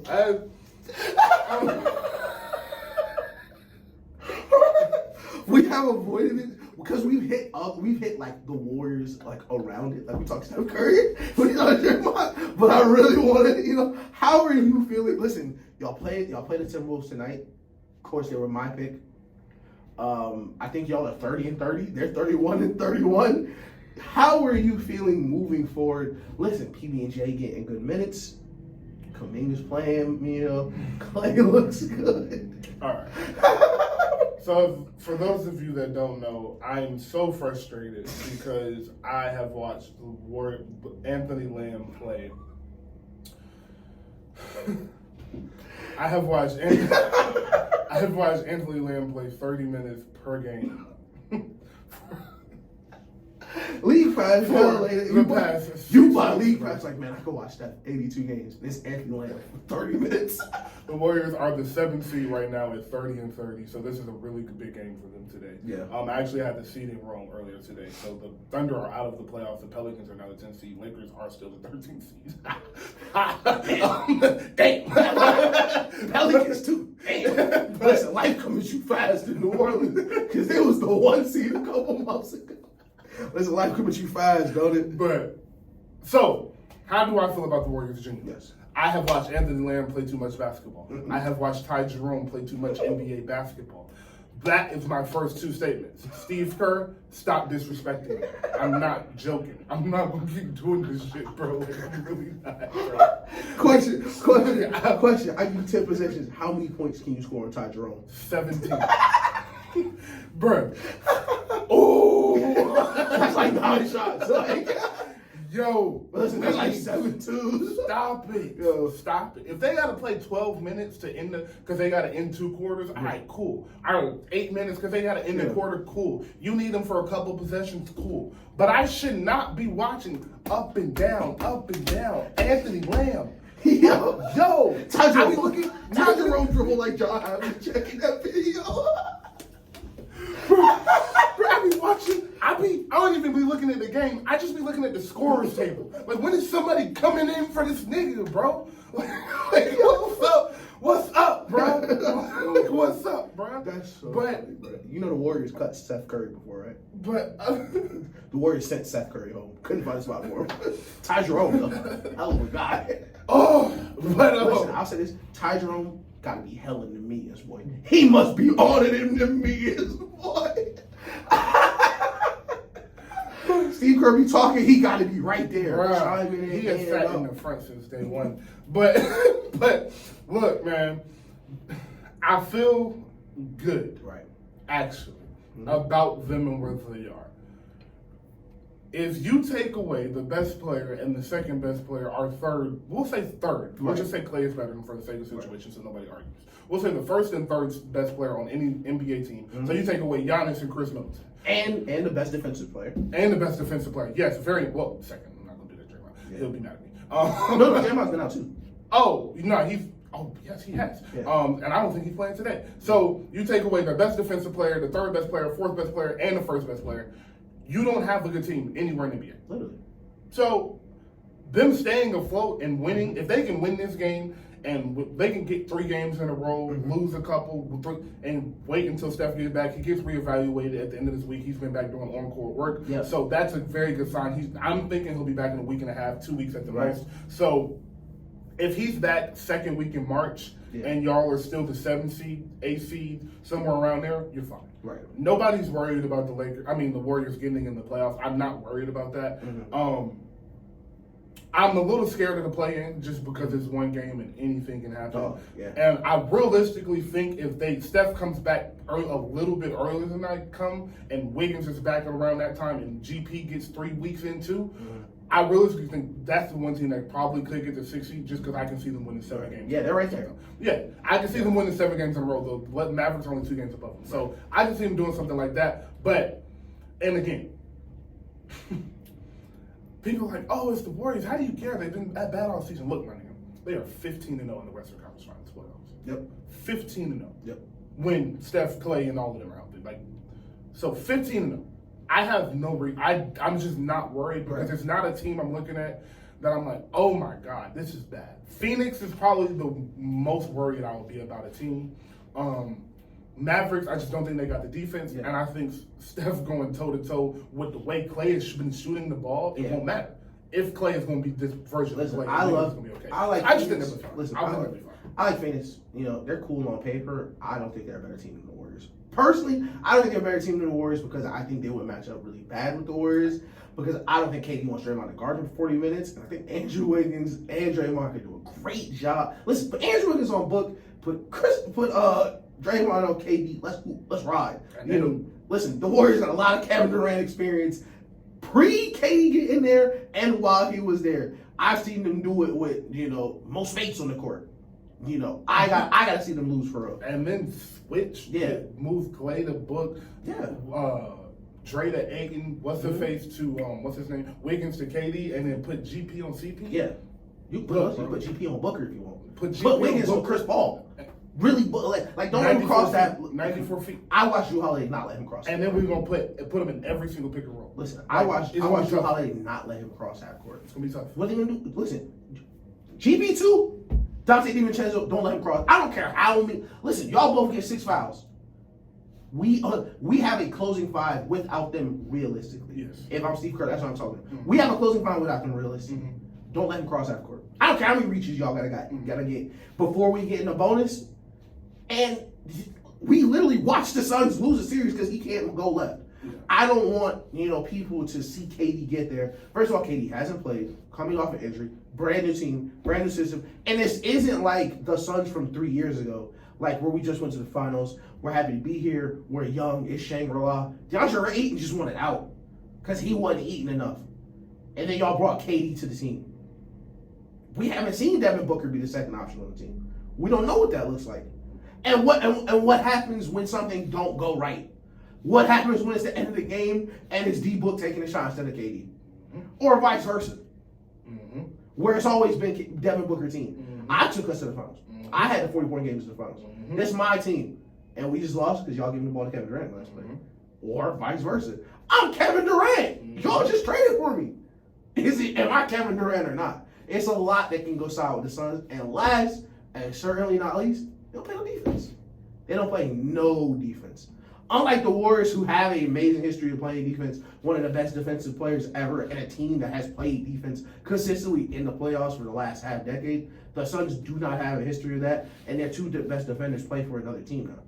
So if I'm the Warriors, I'm very comfortable about where I'm at, because first of all, listen, we're not drowning. Hey, listen, we're not drowning. This is Steph Curry. Not the 11th seed. Listen, this is Steph Curry, and it's not like the Warriors play like a Timberwolves, high pick and roll, a regular plug and play system. Like Steph Curry is the Warriors' motion offense. Without Steph Curry on the court, there is no offense. And even with Steph Curry, we've seen without no Draymond, there is no defense.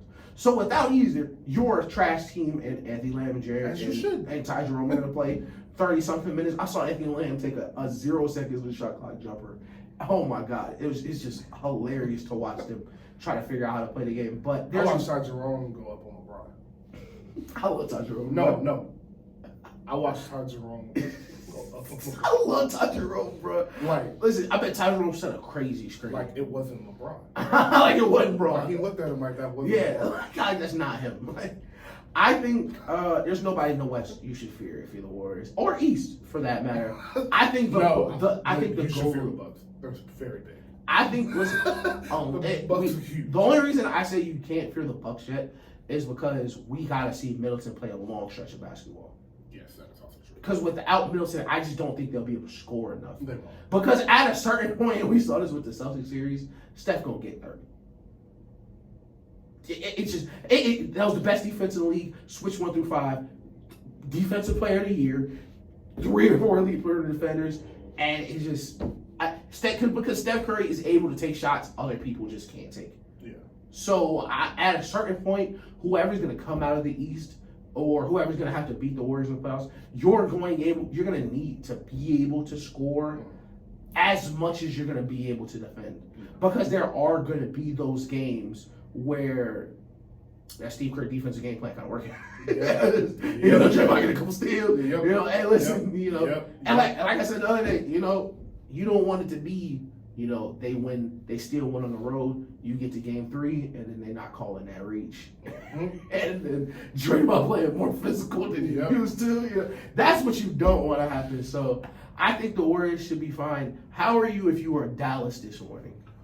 Dallas, I'm happy. I'm happy if I'm Dallas. I think I am in control of my own destiny, which is what I really like. I'm not in the play-in. As long as I keep winning at a consistent clip, like 4-1 in 5 games, 8-2 in 10 games. As long as I'm 7-3 in 10 games, as long as I'm winning at a consistent clip of over 500 clip, we should be good, and we should be able to stay in that 6th seed, maybe even creep up to the 5th seed. And if we're able to do that, we're looking at a first-round series against the Kings. The Kings are the Suns, which I'm confident in both. If I'm them, I'm trying to stay in that 6th seed. I'm not trying to play the Suns in the first round. Right. That's not something I would want to go do, is play Kevin Durant in the first round.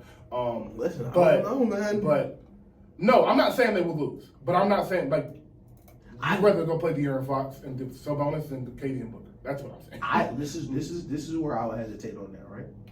Because listen, we just saw KD get bounced in the first round last year, and Mike Brown know your system, and I don't want to say there's a KD blueprint out, because that's Kevin Durant. There's no blueprint to stop Kevin Durant. But what plagued the Suns versus the Mavs and what happened to the Nets versus the Celtics are really similar. So I would be worried about, I don't want to say worried about, because you would have to play both. I don't even know if you might have to play the Suns if you play the Kings first. That's true. Because they might not be there That's true. if they draw the wrong team. That's Like true. if they draw Dallas again and Dallas picks them apart scheme-wise. Not even just players. At some point, it's only so much Kevin Durant can do. If they're just going to trade, if they're going to blitz KD like they did in the Celtics series and in the Suns series like they did with Devin Booker, and the same things happen, you just might only have to beat the Kings for real. That is true. So yeah, let somebody else do the dirty work. That's my point. Like, you don't got to see KD at all in the playoffs. Like, that's amazing. Yeah. So and with your offense, I just don't see the Kings being able to score at a consistent clip with you. But I would be very intrigued to see that see that series, because I do think the Kings would push that 6. Yeah, for sure. Especially, man, shout out De'Aaron Fox. I'm so glad we was right about that too. Yeah, so very, very right about that. So if I'm them, I'm looking at the 6th seed. Like, that's probably where I'm going to be at, and I'm happy with that. If I do beat the Kings the next round, I'm probably going to get the Warriors if the Warriors are the 7th seed and they beat the Grizzlies. I'm cool with that. I'm worried because it's the Warriors and nobody has lost. But if I'm the Mavericks, I'm looking at the Warriors like they've been inconsistent all season. Facts. Steph hasn't been healthy all season, so we can get him out of rhythm. And I'm looking at him like, I trust my top 2 more than your top 2. Listen, they should feel that way. I mean, I don't. I don't want to put this pressure it's Luka on and Kyrie. Like, I don't want to put. Listen, I put a lot of pressure on Luka before. I call Luka a lot of things. And he's fulfilled almost all of them so far. I think he's gonna finish the best white player ever. He's almost there. But I don't want to say that Kyrie and Luka can be better than Bron and Kyrie, but I wouldn't want to rule it out. Because right now, this version of Luka, pretty close. He's pretty close to what LeBron was able to bring. Especially, of course, he wasn't able to dominate the game on defense like LeBron or control the entire team. No. Like LeBron, but he poses a different problem scoring than LeBron, putting a lot of pressure. And the way Kyrie is able to play off of him, I think his ceiling rises more alongside him than we were able to see more so in Brooklyn, because while KD is a amazing scorer, he's not a volume scorer in a way that is also to facilitate. Right. So 100%. Luka's getting those double teams, and Luka's throwing home run passes. Luka's throwing the next person who catches it should be wide open. Right. Whether they're wide open to 3, rim, opposite corner. A lot of times with the Nets, and this is what Katie talked about in that offseason interview, it was the right basketball play is we got to swing, we have to hit it somebody to hit it in the middle, and then they'll kick it out and make the right decision. Luka skips that. Yes. I'm just going to make the pass. So that improves Kyrie's ceiling in a way where he can be off the ball, where Luka is just going to keep throwing dots at him. And I forget what game it was, but we saw, I think it might have been the Spurs game, Luka on the block, Kyrie feed it to him on the wing, and the person guarding Kyrie really just can't leave. So now that double has to come from somewhere else. Right. And now with Luka facing up, he's literally facing this way, watching the double come. So it changes how you need to guard this team. So I see why Jason Kidd let's score 130. First to 120 wins. Let's see who got it. Because they really can score at anybody. I love the JaVale pickup. I think they'll be a lot better when Maxey gets back. But I don't think there should be any team they're really worried about per se. I don't either. I don't either. So that brings me to what I've been wanting to get to all day is this MVP race. Okay. And last week, not last week, I'm so sorry. Last night, Jason Tatum hit a game winner. Crazy. Amazing game, actually. The Celtics and Sixers. I think he had, 36, no, my bad, 18, 13 to 6. Yeah. And Jaylen Brown had 26, 4, and 3. So, shout out Jaylen Brown. Great shot by Tatum. Rough shooting night, but, great players come out. I don't watch Kobe go 6 for 24 and hit the game. Yeah, I don't care what you, listen, you hit that last, I don't care what you I don't care what you do. So, my question to you is, 1, the Nuggets, who should they be worried about in the playoffs, and do you see them winning the first round series? Let's say the Lakers do get to win. Let's say they got to play the Lakers or the Warriors. Let's say those are 7 to 8 seed. Either one, they got to play. Do you think they can beat one of those? Because I really do think the Lakers are going to get into play and get the 8 seed, and the Warriors are going to get the 7 seed. And unfortunately, Minnesota won't make the playoffs. That is what I think will happen. So say they got to play the Lakers or the Warriors. Do you think the Nuggets can win? Second question, do you think Jokic should be the MVP over Tatum? So it's not a way they beat the Warriors. It's just not. Unless the Warriors are healthy. Mm-hmm. If the Warriors are healthy, it goes without saying, I don't think it would be a particularly close series. The Lakers, I don't think so either. Just because for the Lakers to get into that spot, they've had to play great basketball the last 2 months, win the play-in. Yes. And win the play-in once, but Twice. Twice. Oh yeah, because twice. they're not going to be the AC. Right. I really don't think they are. That's a fact. You have to win the play-in twice, so you're all systems go. Man, You have momentum behind you. Yes. This is LeBron. Listen. If you're there, AD's been playing well. You've been playing playoff basketball for 2 weeks, 2 months. Literally.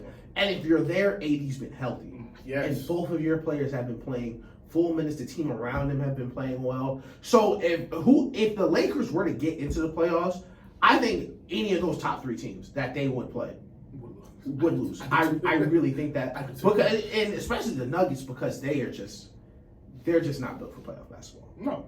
Shout out to Jamal Murray. That's okay. Shout out to Nikola Jokic. Michael Porter Jr. Michael Porter. Y'all are some buckets. Great guys. Great men. Love seeing Jamal Murray put his leg back together, come Me back too. to be a great, but Michael Porter Jr. put his back together. KCP, great dude. They just don't have They just don't have the guys, and it's just hard because they say it's for football. Actually no, they say basketball too. Your best player is usually the identity of your team. Of course. And the rest of your team follows that identity. Like the Warriors, it could be a little lackadaisical, but locked in killer. It could be a little lackadaisical. The Celtics, we go 2-3 minute stretches, we don't know what's going on. Yep. Throw a whole game away. But we gonna play defense. But when we locked in and we're playing defense and we're scoring, we look like the best team in the league. The Bucks. Very locked in. You don't see the Bucks make a lot of mistakes. They try to stay within themselves. We're gonna play super hard. Giannis. But it's a system, and if you get them off their system, it's hard to beat them. Exactly. Like you follow your identity, bro. And Jokic identity is we're great offensive team, amazing in the regular season, but we don't have the fight nor the ability to play defense. No. And it's not something that can be changed as long as Jokic is on the court. Because no matter what happens, while Jokic is on the court, that dictates your defense more than what the other team is going to do ever. Because what the other team is going to do is just in reaction to the Jokic defense. Because I see it every night when somebody plays the Nuggets. They set way more off-ball screens, way more high pick and rolls because they know they're getting the drop coverage. They know what they're getting from those players. So it's just like, was it versus Dame? When Dame hit all them crazy threes versus them? Yes. Like players know what coverages they're looking for. So when you're going into a playoff series versus someone like LeBron, versus someone like AD, who's already took you behind that shed once. And if I'm AD, listen, AD, this is a great time to think about this. Picture this for real. You could erase the last 2 years of your career. You just fry Jokic first round. You fry Jokic first round, show people that bubble AD, you can for real be like, all right, I'm back though. But we don't care about the regular season, but I'm showing y'all, I'm back. Took the 3-time MVP behind the shed. After y'all been calling me washed all year. This could change a lot for you. Yes. So I think it's a super bad matchup for the Nuggets. I wish, you know what I would do?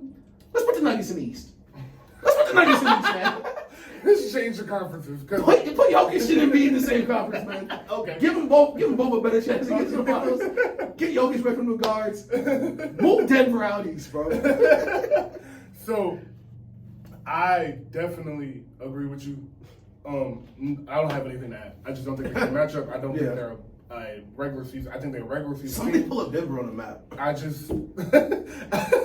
don't think they're a regular season team. I don't think their system is good enough to their defensive system, the way they switch, the way that Jokic is the center of that defense, and the way you can literally play your offense around him. And even if you're not necessarily putting him in the pick and roll and trying to get a switch, just what you're able to do if on his side of the court, on weak side action, things of that nature, you're just able to do so much on offense and score the ball so easily. It's so funny watching last year, especially versus the Warriors, because it got to a point where no matter what, They were gonna the big whoever Jokic was guarding was going to set this screen and set up. We're gonna run this handoff. Yes. And we're gonna keep running this handoff until y'all take Jokic off the court. Yes. We don't care what angle it is on the rim. They ran the post split from damn near the corner. Yes. Because it doesn't matter because Jokic has to drop on this action. So he has to. And then on top of all of that, bro, once you wear him out, game 4, 5, and 6, he's done, bro. Like, Jokic was exhausted those last 2 games against the Warriors, bro, because you just put him in so much action, he can't do that. And bro,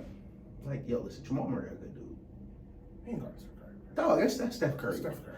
But like that's Steph Curry. That's Steph Curry, and if not, then, hey, I love Michael Porter Jr.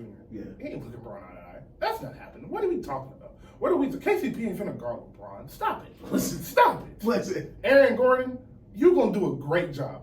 You're gonna give a great effort, and I want to say you're going to do better than your teammates will. Yeah. But you're not going, LeBron. He's not fast enough, bro. So, hey, listen, shout out KCP. I'm so happy on the Nuggets. Because I had to watch Aaron Gordon try to chase Jordan Poole around one more time, bro. Listen, just straight mixing him. Like, yo, I don't believe in their coaches. I don't believe in their star. I don't like their home court. Like, just no. They're like 9 and 10 on the road versus playoff teams this year. Like, you know, I'm not sold. I'm not sold at all. But the MVP. Yes. Do you think Tatum deserves that MVP? Oh, the for number sure. one seed, Yeah, 30 for sure. Listen, I think it's really easy to say, because we've done this before. Well, Brown is averaging, da-da-da, they got the best roster in the league, da-da-da-da. It's really easy to say that. But I really don't think it applies to Tatum in that context. Like, I know the rules change every year, and we talked about this last week, but usually that rule is for superstars. Yep. Jaylen Brown, as much as I love him, Atlanta always wins, he is not yet recognized as a superstar. Mm-hmm. Like, Steph couldn't win the MVP because KD was there. Braun didn't win the MVP because he had Prime Wade there. You know, it happens. It's part of the game. But Jaylen Brown is not top 5, top 6 player like the LeBron, things like that. And we've seen players with 2, 3 All-Stars on their team, even though it's the best team in the league, win the MVP. Yes. Shout out Giannis. Got 2 of them. Yes. Yeah. I don't know what else he got to do. You're the best team in the league, best 2-way player in the league. Yo, back in my day, number 1 seed, averaging 30, used to mean something. Used to mean, listen, I know we getting old. What's that meme, old man yells at cloud? I know that's us, but that used to mean something. Being the no doubt, if you had to pick one team right now, at worst there too. Because there's no one out west you could confidently pick today that would beat them. No. And the only team you think we all think will be the Bucks. Yes. And right now we don't even think they beat them because they're missing one big player. I think what he's done, and you know what? It may be because, the media cycle, like, it's 24-hour media, but, like, their coach got fired. That used to mean something. Coming off of NBA Finals, getting a brand new coach, and still being the best team in the league. Like, I don't know what else he could do. I really don't know what else he could do. Yeah, simple as that for me. I agree with everything. And I don't believe Jokic. And personally, again, I'm a big Jokic guy. He should not win 3 straight MVPs. No, you haven't. I don't think he deserves the MVP this year. If he deserved it, if he really deserved the MVP, I would have no problem standing on the table and be like, yo, he should. If he was putting up what Giannis was, if Jokic was 33, 15, and 15, and they look like the best team in the league for 75 games, I can see that. I just saw the Nuggets get toasted a couple nights ago. I think that might have been last night. Yeah, like that. By Memphis. Like, got ran off the floor. And it's like y'all, he doesn't play defense. Like, he doesn't play defense. Jason Tatum is averaging 36 and 5, playing both sides of the ball, and is played every night. Yep. Jokic plays every night too, but, like, I just don't understand, like, how do you get the MVP? What else is to do? Is Jokic just going to get it every year? Because Jokic is going to do this next year. Yeah. That is my point. And what I've been saying is you don't deserve a back-to-back MVP for doing the same thing you did the year before. Steph went back-to-back because he averaged 7 more points and 2 more assists and won 73 games. Led the league in scoring, shooting 50, 40, 90. Giannis went back-to-back because he upped his points. Yep. He had the number 1 seed. He was the best team, and he was the obvious best player that year. It wasn't even really a question. Highest PER. The year before that, James Harden Harden should have won that MVP. Yeah. I know we were talking about that. It's all the one where he pulled them out of the gutter. And he was averaging 35 a game. Yes, Yeah. he should have won that MVP. Giannis shouldn't have won that first MVP. The second one he deserved because he did more than he did the year before. And you know what? That's how it goes sometimes. Yes. That's really how it goes sometimes. Like, if you get the first one, that second year, if you go bananas, you get that second. And he started off bananas and ended bananas. So, and Jokic, the first year he won it, he deserved it. The second year, last year, I still don't think he deserved it. Right. He won it as a 6 seed. His numbers were the same. Yeah. And again, he was a 6 seed. The only reason y'all gave that to him was because he was missing Jamal Murray. Right. But again, he was a 6 seed. Right. So they had a good team. That team was really good. A 6 seed shouldn't have won him the MVP. And it's not like Jamal Murray. Not like Jamal Murray, bro. Come on, bro. And Embiid was averaging 30 and 14 last year, bro. As the number 3 seed was 30 and 14. He played 65 games, which is the number people are saying like should play. And I think that's a good number. 65 games, 30 and 14, number 3 seed. What? And he had a better record than him. Like, I don't understand. Like, I hate how the rules, like, it's in 1 year, it literally went from the record don't matter to, all right, Jokic is the 1 seed. You just told me the record didn't matter. He just won it as the 6 seed. Man, why would he win it as a 6 seed? I just don't get it. If the record matters.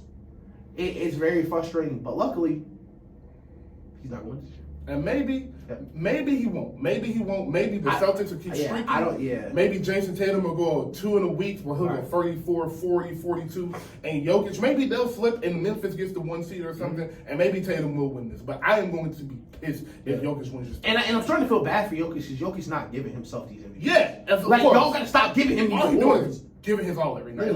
I can't blame him. Like, I'm not mad at Jokic. He be accepting awards from another country. Like, yeah, bro. Like, it is the voting. It's not Jokic. No complaints about Jokic in his game, bro. Phenomenal talent. One of the 10 best offensive players ever, no doubt. 2 more things. Real quick.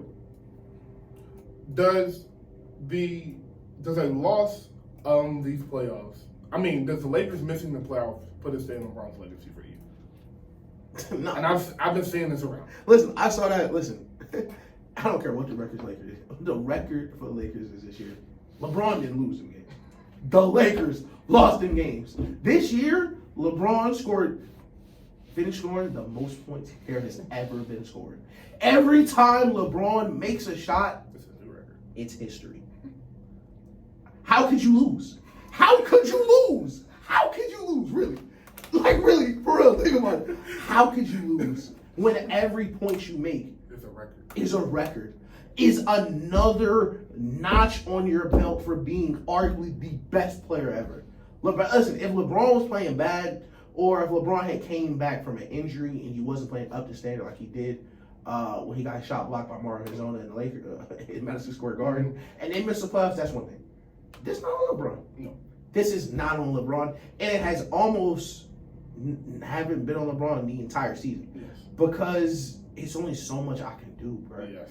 And I can understand if LeBron, took nights off, and because LeBron do rest, but like when LeBron is out there, he's carrying them. Yes. Like, yes. He's doing all he can. His plus minus numbers are ridiculous, and they're barely staying afloat now with him playing out of his mind.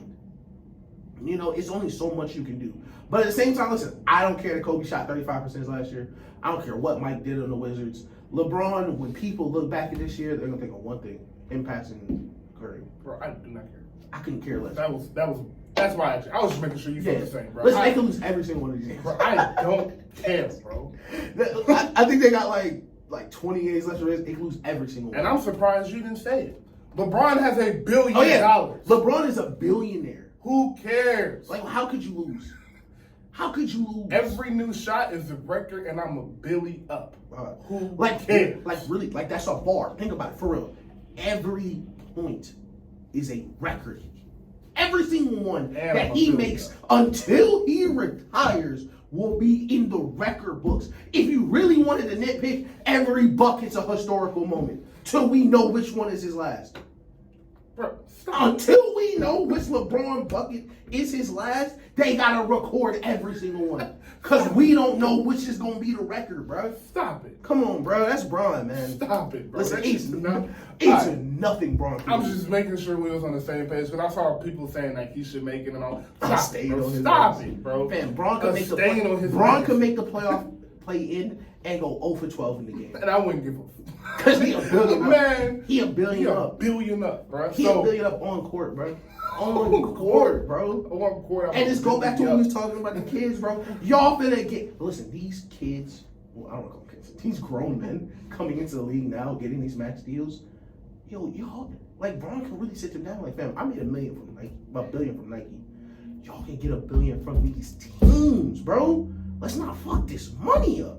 Because we can't sell all-star games, we can't sell regular season games. And the reason you get in 250 M's is because TNT want to watch you play. Exactly. These TV deals. So this rating stuff, that matters. NBC, Apple, YouTube, all fighting for the rights. It matters. Y'all start slipping these ratings, they not going to care no more. And you know what? Listen, and everybody, listen, while they've been in the NBA, you know what this type of crap does every year? Goes up. Y'all start losing bread. Y'all saw during the COVID year.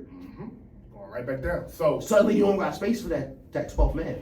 Exactly. Suddenly your guaranteed deal ain't 250, over 5 years, and maybe 200 over 4 years. So, Bron, first of all, circling it all back, Bron a billionaire. Yep. Circle it all back. Bron up a billion. just so y'all forgot, if y'all didn't hear that part. He is up a billion. If y'all missed the beginning of the segment, Bron's a billionaire. So stop it. And every basket is history. I'm staying on his legacy. What are y'all talking about? Do you know what LeBron had to do to put a stain on his legacy? Bro, like, at this point, knock on wood, it's nothing. It's almost nothing on court LeBron could do. The only thing that would have been a stain on his legacy is if he would have came into this year been like, I'm in my prime. I feel better than ever. Right. And averaged 17 a game, and they was losing games because of how terrible he was. Bruh. If anything, they've only won because of how good he's been. That's the only reason they win the games. That's the only reason they're selling tickets. That's the only reason they're on TV. That's the only reason they winning games. Is because LeBron is in year 20 averaging 30 a game. And y'all talking about a stain on his legacy? They had Pat Bev and Westbrook started. They had Pat Bev, Westbrook, and number 7 closing the game with him and Anthony Davis. Shout out to Kendrick Nunn. And Kendrick Nunn, they was like, just wait till we get Kendrick Nunn back. We gonna be ready to go when we get Kendrick Nunn back. Yo. My nigga, y'all see what y'all got Bron dealing with? Bro. Oh my God. Bron been staying on his legacy. Bron been in the league 20 years, bro. Bron been in the league 20 years. That's staying on his legacy. They made $10 million just off the 100 section seats alone of his breaking night. The Lakers organization made $10 million off tickets from one game. And y'all talking about a stain on that nigga legacy from missing the playoffs with some G League? Shut up, bro. Listen, if Bron missed the playoffs, the NBA got a stain. Oh, because Bron not in the playoffs. Oh, God. The playoffs miss him. We don't miss him. He don't miss the playoffs. The playoffs miss him. Come on, bro. Like when Stephen missed the playoffs, he didn't miss it. We missed him. Come on, it's bro. different. Like we wanted to see LeBron in the playoffs. Man, staying on his legacy. Staying on his legacy. The last thing, before we go, Nate McMillan was fired. Are you blaming Trae Young, or did you think he needed to be fired? I think you touched on this in the last yes. week. So I'm not blaming Trae Young. Yeah, no. I'm blaming John Collins in that front office. Me too. So, and not even just John Collins. I am blaming 1,000%. I'm blaming the front office because Nate McMillan did not draft DeAndre Hunter fourth, nor did Nate McMillan trade Luka Doncic, nor did Nate McMillan get rid of Red Velvet or give John Collins all that money. Nate McMillan went to the Eastern Conference Finals, and listen, you get to the Eastern Conference Finals. That could go either way. You're a Giannis ankle sprain away, bro. Facts. You're a Giannis ankle sprain away from looking back like, man, Atlanta was in the NBA Finals. Yep. With John Collins as your number 2. They have brought in, listen, I love DeJounte Murray a lot. They've tried to bring in a second star. I don't think he is. He's not. The second star? He's not a second star. And the rest of he can be a third star for sure. For sure, yeah. But his offensive limitations hurt him so much, and the rest of the team is trash. The rest of the team, garbage. It's not a good team.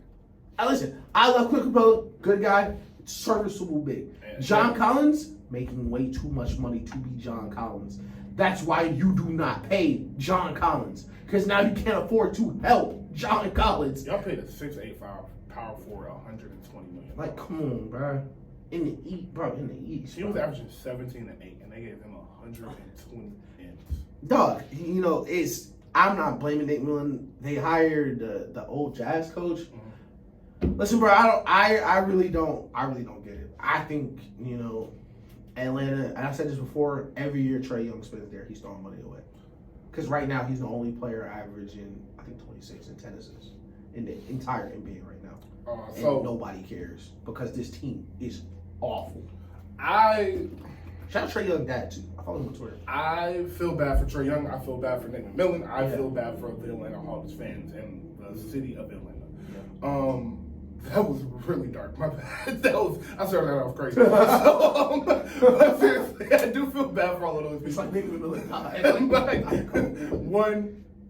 Number one, Nick McMillan, yes. Didn't pay John Collins. Yep. You didn't draft DeAndre Hunter. You didn't draft Cam Reddish and then trade him because you didn't want to play him. You didn't do any of these things. Right, so I will not put much blame on him. I don't think he was a coach for them. I think he had lost that locker room, and I think too much had went from them. Kind of very similar to the Celtics a couple of years ago, getting to the conference finals, being young, thinking they're a little bit better than they were. Sometimes you just outgrow a team, or a team outgrows you, and I think that's all that happened. I'm not going to put any blame on him. Right. He's the worst coach ever.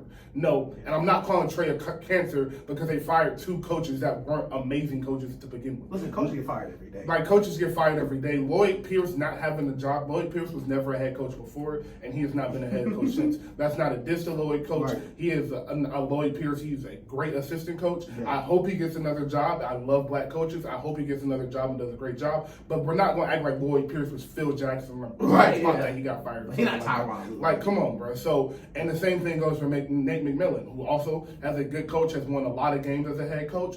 But like it's not Coach Pop, it's Doc, it's not none of them. He's gotten fired. So I think Clint Snyder will be another good help, another coach that's been in playoff games, been in a lot of intense playoff games, intense playoff series, has great 50-win, 55-win regular season team. So and dealt with a young star Donovan Mitchell, helped him a sense of the level that Donovan Mitchell had. So I think the number one thing for the Hawks is not a coach, it is their roster. You have to fix that roster, just like you said. It's not a great roster. They have some good pieces over there.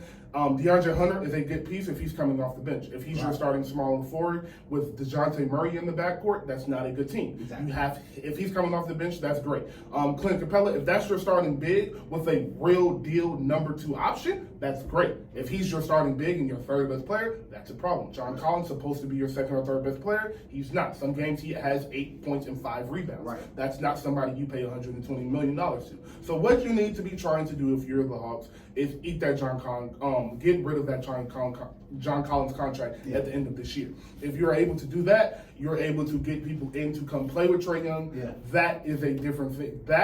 You are I would say a big because you got a small backcourt. So if you're able to go get a 4 or 3 that can play and that can shoot, and be a second option on some nights or a third option, but like an Andrew Wiggins type player, Chris Middleton type player. If you can get somebody like that, I think Trae can be a number 1 option, 100%. But I don't think he can be a number 1 option as a 6'1" point guard if you don't build a team around him. And to the last thing, people always talk about Trae's defense. Trae is a 6'1" point guard that has to score and assist almost 70 to 80 points a night. And he is playing in Atlanta as a 7th seed and knows there is no way in hell he's beating the Celtics, Bucks, 76ers, or the Cleveland Cavaliers this year. And he knew that last year when they were 10th seed or 8th seed and had to be in the play-in. I would not be playing defense either. Right. And I don't run the Hawks organization because they wouldn't let me. But if I did, I would have traded Trae Young for Cat and D'Lo. But now that D'Lo's gone, that offer's off the table. I'm not sure what you do with this roster because they're a combination of too many things. And that's a bar in this way. They are too small. They shoot too frequently. Too many people that play bad defense. Too many people that take bad shots. There are too many issues across this roster. And the worst part is you got no money. You got no money. In a city that it's hard to get free agents already in a conference where you're already not a historic franchise.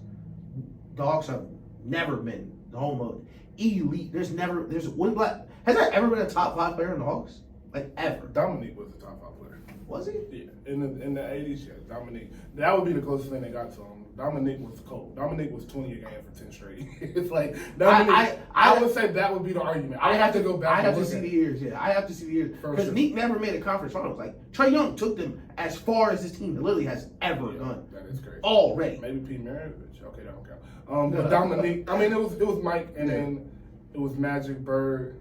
All right. Barkley, Moses. The guy in Utah. Well, both guys in Utah. I don't know. Yeah, we have to go. that would be my closest argument. Would be Dominique for sure. Yeah. But I think Brad. You know what? Give it a year. They're just gonna blow it up anyway. Just blow it up. They're just gonna blow it up anyway, bro.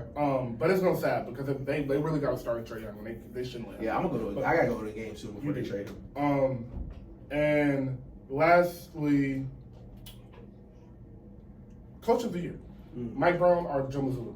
Gotta go Mike Brown. I gotta go Mike Brown. And, you know, shout out to Joe Mazzulla, but like, how much credit do I really need to give you right now for taking a team that went to the finals and would have won the finals versus almost any other team, and then added a 50, 40, 90 point guard to the same team? Just a little better. Like, I don't know. I don't know what to give Joe Mazzulla when I look over to Mike Brown, who hadn't been a coach in like whatever many years he's been assistant to Golden State, immediately turned the Kings into a contender. Literally changed a culture in a month or so. They're not the 7th seed. Literally, they're not in the play. Right. They're the 3rd seed and have a top 5 record. In Sacramento. In Sacramento, bro. Like people are watching Kings games, like man, like that. Like the Kings right now, with Steph Curry out, are probably the best basketball team to watch in LA. 3 weeks ago, people was like, "Damn, why aren't the Kings have any national TV games?" I was like, "Did you just hear what you just said?" Right. Like, that's the Kings. That's the Kings. That's why they don't have it. They haven't made the playoffs in 20 years. I gotta go with Mike Brown. I'm going with Mike Brown as well. Shout out to Mazzulla though. Real quick, again, I already mentioned it at the beginning of the show. Shout out to Wayne. Excellent song. Can't nobody. Don, I'm so sorry. That was awful. I can't believe I just said that. Don Toliver dropped a crazy project. Have you listened to it? Not yet. That is you're going to enjoy that listen. Yeah. Great project, up and down. Charlie Wilson featured crazy. He got Future and Justin Bieber on a song together, crazy. He got Glorilla and Dirk on a song, crazy. That Glorilla verse is crazy. He has a song with Kaliukis, beautiful. Like it's an amazing album. It's a concept album. So fun. Oh my God, Kaliukis so fun. She is. Shout out to that as a woman. And she, it's a concept album. He said that he is a manager of a diner, and everybody in the diner is lovesick in a differerent way. He's going through and explaining why. It's fire. Like, hey, listen, that's how it's yes. I love that. I love his sound. Yes. So, and a deluxe is coming soon right after that. Speaking of deluxes, SZA is dropping a deluxe soon. Woo! Super excited for that. Listen, it wasn't enough to be #1 for her 8 straight weeks. Oh. She's coming for that views. And I think she's going to be #1 this week. Crazy enough. She's coming for that views right She there. is. I think she's going to be #1 this week because he only sold 56K and Don Toliver is only on pace to sell like 45. Logic sold under 20K. Shout out to Logic doing Usher numbers. My bad. That was crazy. I'm sorry, Usher. Because I love Usher. That was not a shot. I was just playing. I'm sorry. I didn't mean that. It wasn't a shot. It's true. I'll forget it. Mixtape numbers on the I said that. And shout out to like, damn, did he win the Grammy?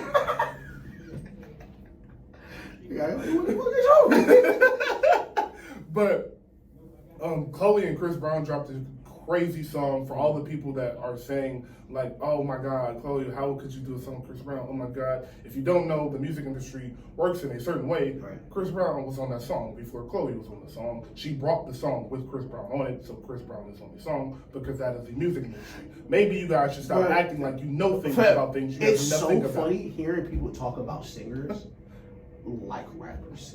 Like, call Chris Brown, like, yo, come to the studio. Like, for real, I got this beat you need to hear. I'm gonna send you this. Yeah, and they sat in the studio and, like, listened to it and, like, yo, this is what I want you to do. Like, no, Chris Brown made this song and sold it. Songs are sold all the time. No, that's not even what happened. Somebody wrote the song. Oh, okay.